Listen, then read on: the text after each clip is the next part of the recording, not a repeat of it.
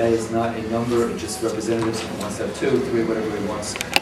And should we pass this, I would hope that everybody would suggest a representative to serve on this task force.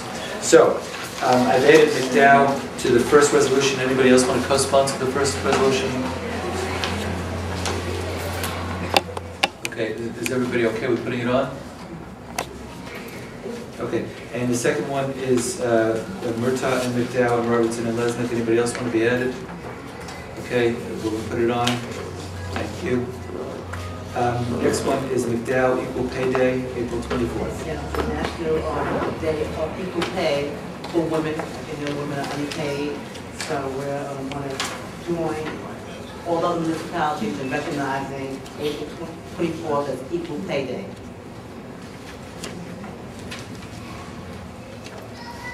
Okay, we'll put that on. Next one, also from Majority Leader McDowell, honoring Bizek. Yeah, Bizek and Margaret Sutherland for birthday and recognition. They use a lot in the community in terms of environmental initiatives. Okay, so we'll put those 2 on. The next item by Majority Leader McDowell. This will go into real estate. Okay, and just to explain what it is, Recognition of Earth. no, this item number 6. Frank, Earth is real estate. I'm sorry. I'm a little rusty too. Sorry.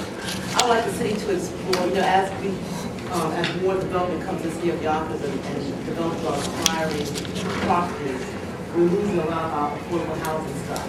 So I want to have a resolution that is very similar to what the county has in terms of replacing parkland, replacing housing stuff.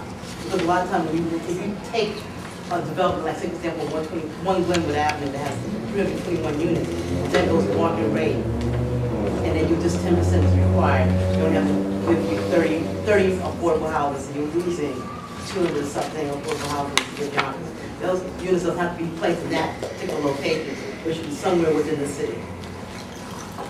So I want to explore that. Okay. Real estate is. Okay, the next one, Councilwoman Anabi, a resolution supporting Tomo message for additional funding for our public schools. Pretty much last week in the Education Committee, Superintendent Prazio was here, and he was talking about a letter that he sent up to the state legislature requesting more funding, and this is just a letter, a humble message of support of his message, and a couple of bills, and this one bill in the Senate, one bill in the Assembly, urging for more assistance for doctors. All for it, putting it on. Good. Okay, Councilwoman Barbado, a general ordinance amending zoning code. Yeah, this is a general ordinance that's been knocking around for a while, and maybe Joe, you can answer a couple of questions. This was originally, excuse me, what I called a, We called it an overlay. yeah, the overlay zones. And that the city would be required to do certain things to mandate that there be audits and to do the audits. This is putting the onus on the developer to do it. And where they would have to give us the reports yearly of any changes or anything different that's going on. The only thing I want to ask is, you talk about a CDP zone, and you talk about a PMD zone. Yeah, well, the CDP, I don't believe, that's not a zone. What we were talking about. Well, those are those overlay. Right. Lee Elman is the one who came up with that as a way to identify who this should apply to. And the CDP is just any zone that has a comprehensive development plan. Remember, that was a component of the Ridge Hill zoning. It wasn't what the zoning was actually called, but where you need to submit the CDP, that's one of those plans where you identify what every parcel is being used for. Right. And the requirement is that in order to now, the way that zone is drafted, you already have to come back here to you guys to change any of those, but what we basically did was institute a yearly obligation on behalf of anybody in any of those zones that they inform the city whenever they make a change and that they do it also on a yearly basis, so the obligation rises in two different spots.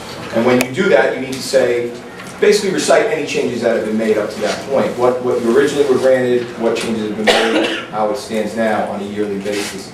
I just want to make sure that we've got all of the areas covered. Yes. For example, Executive Boulevard, would that be covered by this? If that has a comprehensive development plan. I'm sorry to say it in sort of that. I don't think that was the case back then. We might have to send this to real estate anyway, so should we just have the Well, it discussion? was in real estate, and, Yeah, whatever was discussed. the new version was put in real estate. Now, we were given notice that it was going to die again, so I asked that it be put back on the rules. So we really need to have a discussion on this. So do you want to then have a discussion on real estate and have a? Yeah, my concern is it's just going to die there again. We just have to keep reintroducing this, and it's Okay, so- getting ridiculous now. So we will make, is that on still? Yeah. So we'll just make it a point to have a schedule.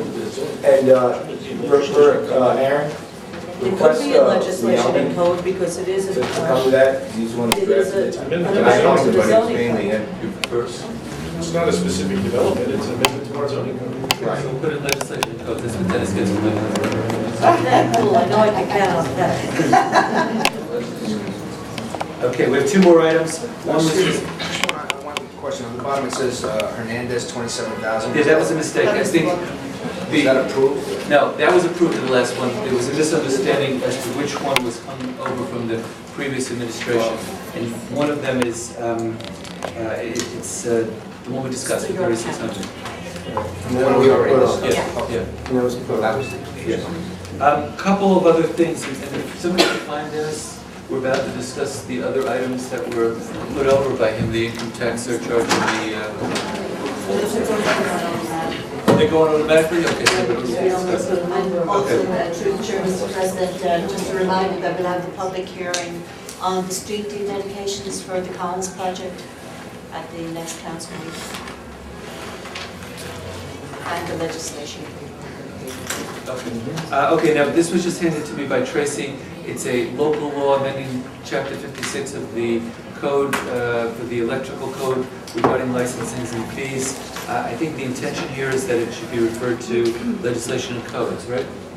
So. It was already in there. It was already in, but it expired. It expired, so it's another one that's been before us before and it's expired. Does everybody have a copy of it?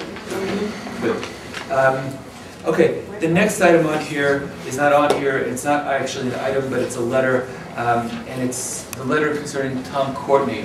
And I think that the entire council is in agreement that he has been disruptive to the council meetings, and especially in light of IMIS and the whole discussion this past week about freedoms of speech and hate speech and that sort of stuff. We've got a lot of complaints about the sexist nature of his speech.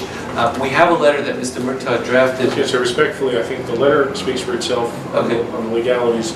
I don't even think we need to discuss Okay, the specifics. the only question that was outstanding about the letter, and we have it done both ways, is one has all 7 council members sign it, and the other one has Harvey Kaminsky and Mark Constantine as counsel to the majority and the minority signing. I believe it should be signed by our attorneys. Okay, so if that's the will of this committee, then I'd like to ask the minority and majority council to sign it.